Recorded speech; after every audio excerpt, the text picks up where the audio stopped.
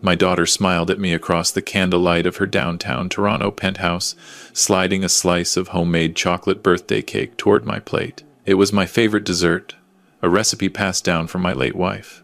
But as she urged me to take the first bite, I realized something terrifying. That cake was laced with enough rat poison to kill a grizzly bear, let alone a 63-year-old man with a heart condition. I did not scream. I did not flip the table. Instead, I reached under the tablecloth, texted my lawyer with a coded message, and prepared to give the performance of a lifetime. My name is Robert Mitchell. I am 63 years old, and for the last 35 years, I have let the world believe I am just a retired electrician, living on a modest pension. I drive a 12-year-old Honda Civic. I wear flannel shirts from Costco. I live in the same two-bedroom house in Scarborough, where I raised my daughter. What nobody knows, not even my own flesh and blood, is that those decades of running wire and fixing breaker panels were just the beginning. I took every dollar of profit and invested in tech startups when everyone said I was crazy. Today, I own 40% of North Star Technologies, a cybersecurity firm worth $200 million. But I kept it quiet. I wanted my daughter, Emily, to build her own character, not coast on my money. I thought I was teaching her value. Instead, it seems I only taught her resentment. Before I tell you how I dismantled their lives piece by piece, please let me know where you are watching from in the comments below. If you have ever been underestimated by the people who were supposed to love you, hit that like button and subscribe. Trust me, you are going to want to see how this ends. The nightmare began 4 hours earlier. It was my birthday, March 15th, and the air inside Emily's $3 million penthouse was thick with the smell of expensive perfume and desperation. The heating was cranked up too high, likely because the floor-to-ceiling windows were drafty, windows they could not afford to fix, despite living in this architectural showpiece. My daughter Emily sat at the head of the glass dining table, looking like a woman who had forgotten how to smile naturally. At 35, she still had her mother's dark hair, but her eyes had gone cold. They darted nervously between me and her husband, Marcus Chen. Marcus sat beside her in a designer suit that probably cost more than my first car. He was a tech entrepreneur, or so he claimed. Perfectly coiffed hair, manicured nails, and a smile that never quite reached his eyes. He had always looked at me with a specific kind of contempt, the look of a man who thinks he married beneath himself, and is reminded of it every time I show up in my work boots. We had just finished dinner. Wagyu beef that tasted like cardboard because I could not stop thinking about the credit card statement I had found in their recycling bin last week when I helped take out the trash. $350,000 in debt across 7 cards. Emily had handed me a small envelope. Inside was a Tim Hortons gift card for $50. It was not the amount that hurt, it was the laziness of it. No thought, no effort, just a last-minute grab from the checkout counter. Marcus had snatched it from my hands before I could even say thank you. He ripped it open, stared at the plastic card, and let out a sharp, ugly laugh. "Seriously, Robert," he said, tossing the card onto the table like it was a used napkin. $50? What is this, 1995? We are drowning in vendor payments for this condo renovation, and you give us coffee money. You know what would actually help? If you sold that house. That Scarborough property is sitting on land worth at least $1.5 million. You could downsize to a senior's apartment and give us the equity.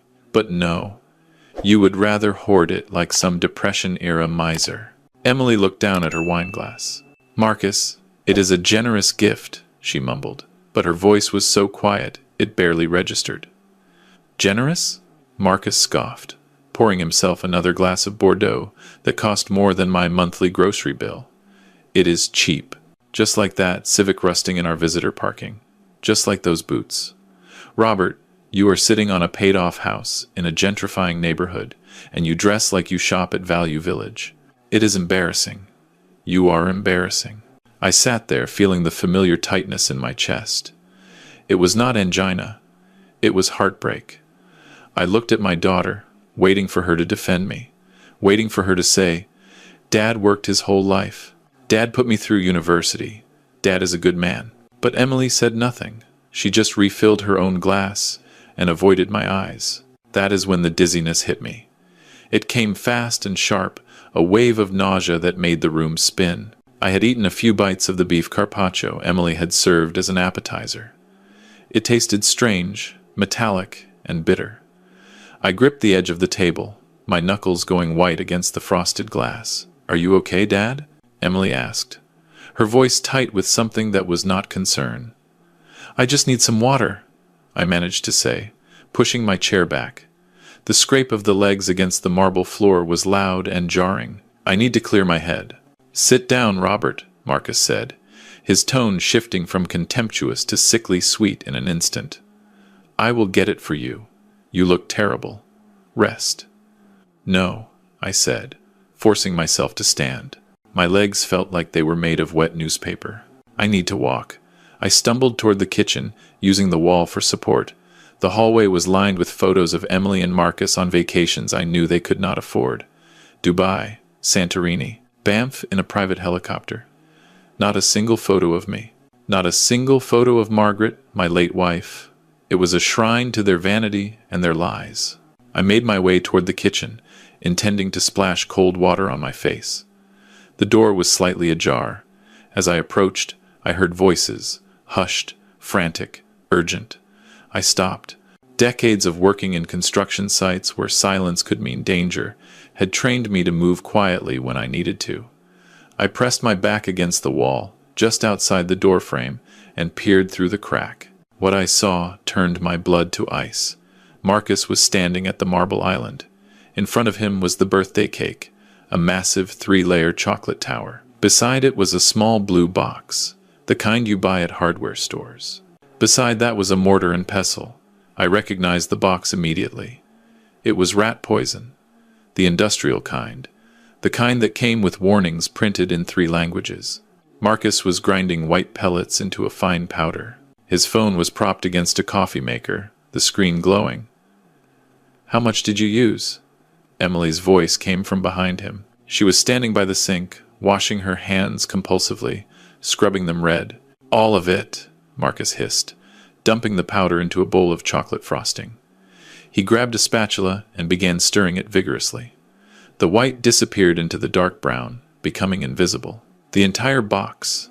Google says an overdose causes organ failure within 12 hours. Heart, kidneys, liver. Everything shuts down. "What if it is too fast?"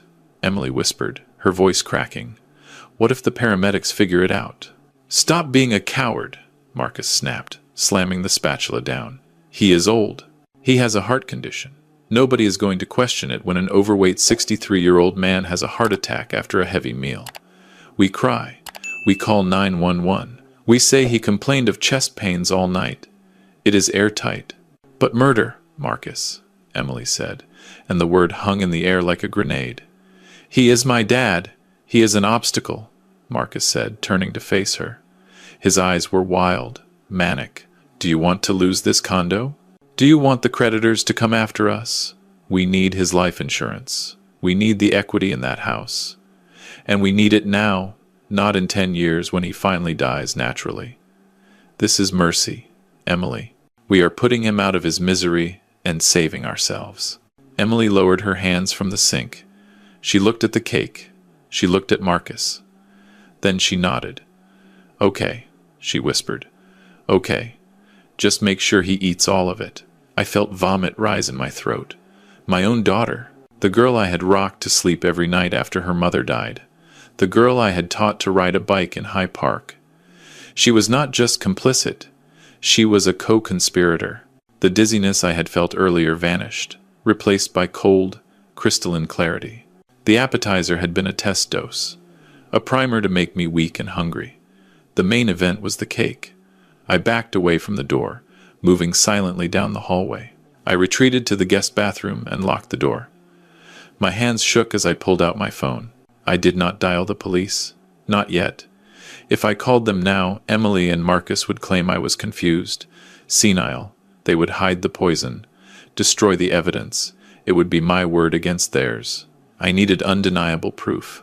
I needed a witness who could not be bought or silenced. I opened my encrypted messaging app and sent 2 texts. The first was to Detective Sarah Kim, a contact I had cultivated years ago when I helped her track financial fraud through shell companies. Code black, I typed. Poisoning in progress. 63-year-old male. Suspects are preparing lethal dose. Address is Penthouse 4000, 201, Harbor Plaza, 88 Queens Quay East. Send help but silent approach. The second message was to Jonathan Reeves. Jonathan was not just my lawyer. He was my brother in arms, the CFO of North Star Technologies, and the only person who knew the true extent of my wealth. Omega Protocol, I typed. They crossed the line. Activate the contingency plan. Bring the forensics team to Toronto General Hospital. I hit send and deleted the messages from my visible chat history. I slipped the phone back into my pocket just as a knock came at the bathroom door. "Dad?" Emily's voice called out, sweet as poisoned honey. "Are you okay in there? We brought out the cake. It is your favorite. Come on." I flushed the toilet for effect and opened the door. I made my face slack, my eyes unfocused. "I am okay," I said, my voice weak and trembling. "Just a bit lightheaded." "Come, sit down," she said, taking my arm. Her touch felt like ice. She guided me back to the dining room. Marcus was standing by the table, smiling, a large chef's knife in his hand. The cake sat in the center of the table, 3 layers of chocolate decadence. It looked perfect. It looked like death. "Happy birthday, Robert," Marcus said, cutting a massive slice. He placed it on a plate and slid it in front of me. The slice was enormous, enough for 3 people. He wanted to make sure I got a lethal dose. "Eat up," he said, his eyes locked on mine. "Emily made it just for you." I looked at the cake. I looked at my daughter. She was staring at the plate with an intensity that was terrifying. She was not blinking. She was barely breathing. She was waiting for me to die. I picked up my fork. The silver felt cold and heavy in my hand. I cut into the cake, lifting a piece toward my mouth. I could see Marcus leaning forward slightly, his breath held. I brought the fork closer, closer. Then I clutched my chest. I let out a sharp, guttural gasp. My hand flew to my sternum, gripping my flannel shirt. I squeezed my eyes shut and let out a low groan. The fork clattered onto the plate, flinging chocolate across the white tablecloth. "Robert!" Emily shrieked, but she did not move toward me. "Dad, what is wrong?" I convulsed in my chair, throwing my head back. I knocked my water glass over with my elbow, sending ice and liquid cascading across the table. I let my body go limp and slid sideways, crashing heavily onto the marble floor. The impact jarred my shoulder, but I had fallen on construction sites before. I knew how to take a hit without real injury. I lay on the cold floor, my face pressed against the stone. I kept my eyes squeezed shut, my breathing ragged and loud. I heard Emily running toward me, her heels clicking on the floor. "Dad! Dad! Can you hear me?" "Do not touch him," Marcus hissed. His voice was right above me. "What is happening?" Emily's panic was rising. "He has not eaten the cake yet. Look at the plate. It is full." "He did not take a single bite," Marcus whispered, and I could hear the fear creeping into his voice. "If he dies of a natural heart attack right now, that is lucky. But what if he does not die? What if the paramedics come and find the poison in the cake? We have to get rid of it. We have to hide it," Emily said, her voice frantic. "Put it in the trash. No, put it down the garburator. Quickly." I heard the clatter of the plate being snatched from the table. I heard footsteps retreating into the kitchen. They were scrambling. They were terrified. Not because I was dying on their floor, but because their weapon was still loaded and sitting on the table. "Call 911, Emily," Marcus yelled from the kitchen. "You have to call them now. We cannot wait too long, or it looks suspicious. Tell them he collapsed. Tell them he has a heart condition." I heard Emily fumbling with her phone. "Yes, hello, 911. My dad just collapsed. I think it is a heart attack. He is shaking. Please hurry. Penthouse 4000, 201, Harbor Plaza, 88 Queens Quay East." I lay there, listening to my daughter perform her lie. She sounded convincing. She sounded like a grieving, panicked daughter. It shattered the last piece of hope I had held on to. She was truly gone. The girl I raised was dead. The woman standing above me was a stranger who viewed my life as an inconvenience, a transaction to be closed. Minutes stretched into eternity. I kept up the act, my breathing shallow, my body limp. Marcus came back into the room. I could hear him pacing. "Why are they not here yet?" he muttered. "If he wakes up, Emily. If he wakes up and talks, we are done." He was acting weird before dinner. "Do you think he knows?" "He could not know," Emily whispered. "How could he know? He is just old. His heart is giving out. It is just bad timing, bad timing. They called my death bad timing. Then the sirens cut through the night. The wail grew louder and louder, accompanied by the flashing of red and blue lights that danced across my closed eyelids through the penthouse windows. I heard heavy footsteps in the hallway, the pounding on the front door. "In here!" Emily screamed, her voice shifting to hysterical grief. "Please help him! He just fell!" The door burst open.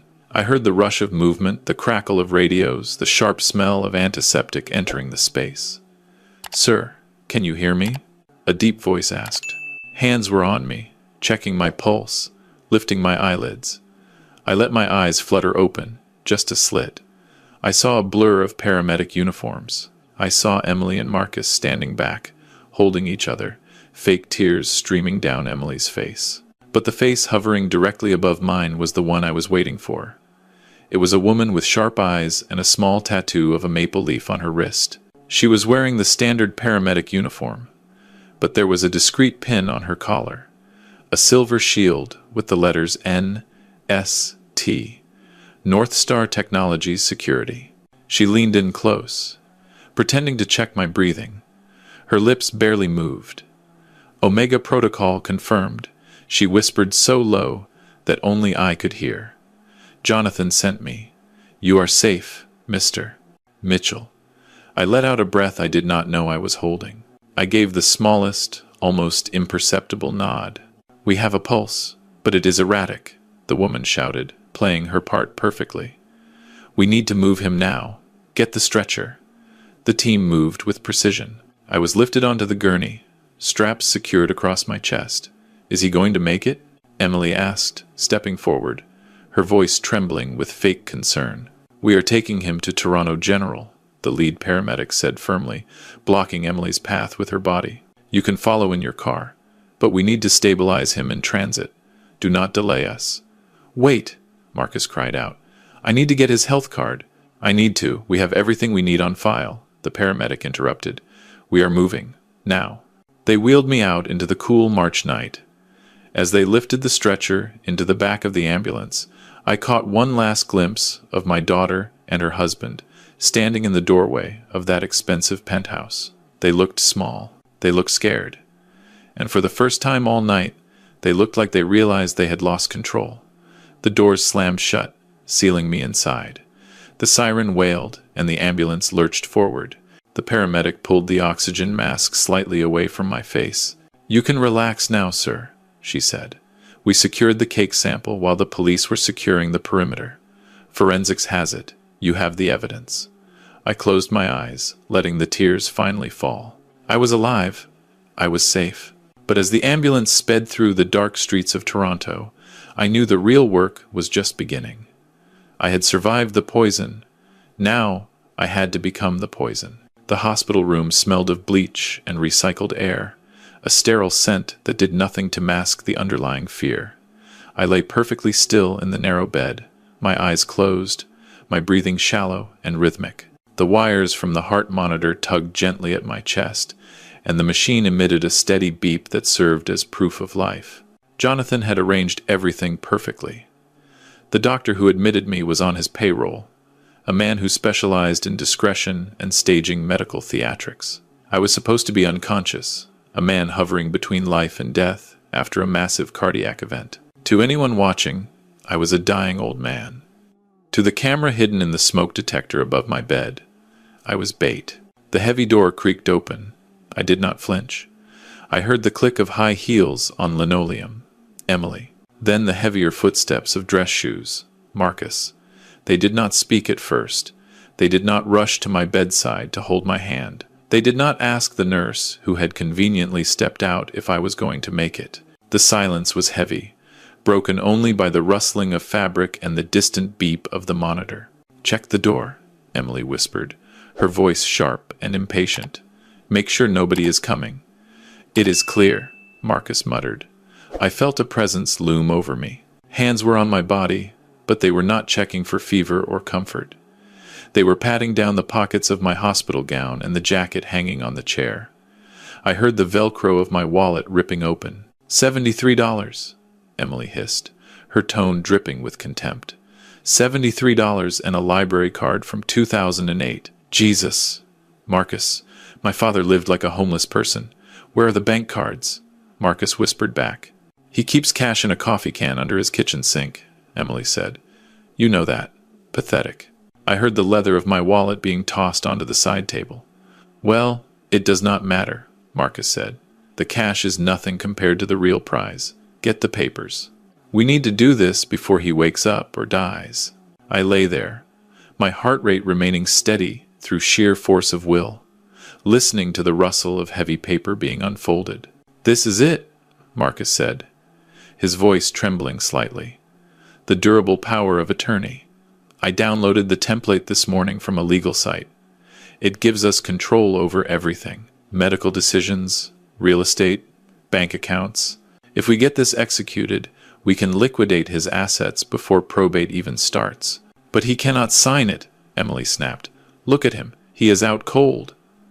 "That is why we brought the ink pad," Marcus said. "Section 7, subsection C.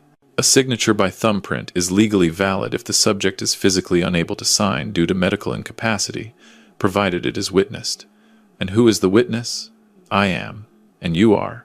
We just say he was awake for a second, lucid enough to nod consent, and we helped guide his hand.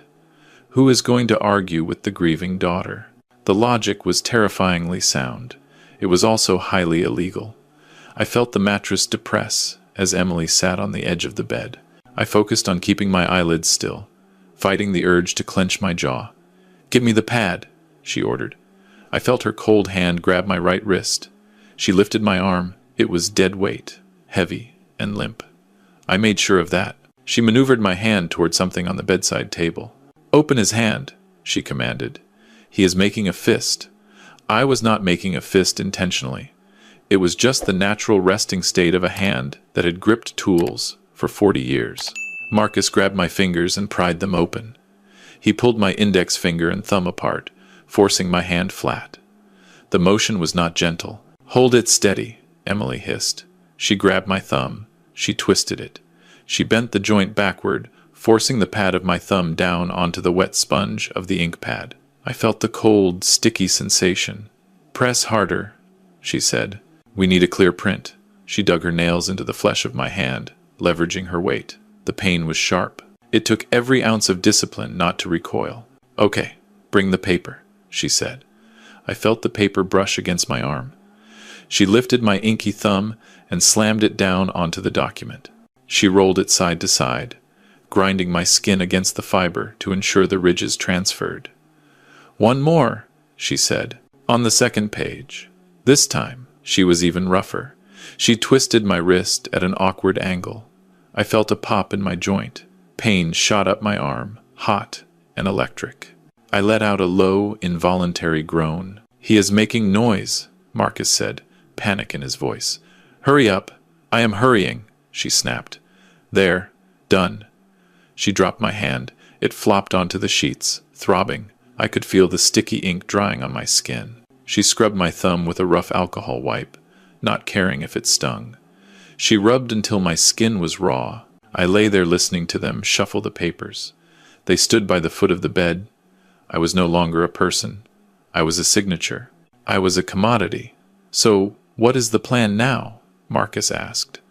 "We wait," Emily said, her voice chillingly calm. "We wait for the doctor to come back. We show him we have power of attorney, and we discuss end-of-life options." "End-of-life options," Marcus repeated. "You mean pulling the plug?" "He is suffering, Marcus," she said, and I could hear the smile in her voice. "Look at him. He is practically gone already. Why drag it out? We show them the paper. We take control. And we make the compassionate decision to let him go. Then we list the house. How much do you think we can get?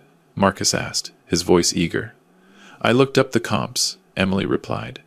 That Scarborough neighborhood is gentrifying fast. Developers are buying up those old lots for cash. The house itself is garbage, obviously. It smells like sawdust and old man. But the land, that is a corner lot near the subway. We could get $2 million for it. Maybe 2.3 if we start a bidding war. $2 million, Marcus breathed. That clears the debt. That pays off the condo. That buys us the Lake Simcoe cottage. Exactly, Emily said. 2 million, Marcus. And all we have to do is wait for his heart to stop. Honestly, he is doing us a favor by dying now. If he had lingered for years, he would have drained that equity with nursing home bills.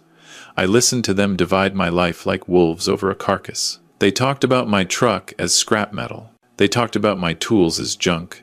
They did not know about North Star Technologies. They did not know about the investment accounts. They did not know that the house they were so eager to sell was already placed in a charitable trust. They knew nothing, and they did not know that the man lying in the bed was wide awake. I felt a coldness settle in my chest. It was the death of the last shred of paternal love I held for Emily. She was standing there nodding along as her husband planned my execution for a real estate payout. Okay, Emily said, clapping her hands together softly. Let us go find the doctor. We need to get this moving. Put on your sad face, baby. It is show time. They walked out, leaving the door slightly ajar. I opened my eyes. I stared at the ceiling tiles. $2 million. That was my price. I slowly lifted my right hand. My thumb was red and swollen. There were still traces of black ink in the creases. I looked at the camera hidden in the smoke detector and let my lips curl into something cold and final. They wanted a quick death. They wanted a payout. I was going to give them a payout. But it would not be in dollars. It would be in consequences. I reached for the nurse call button and pressed it 3 times. The signal for Jonathan. It was time to wake up. It was time to come back from the dead.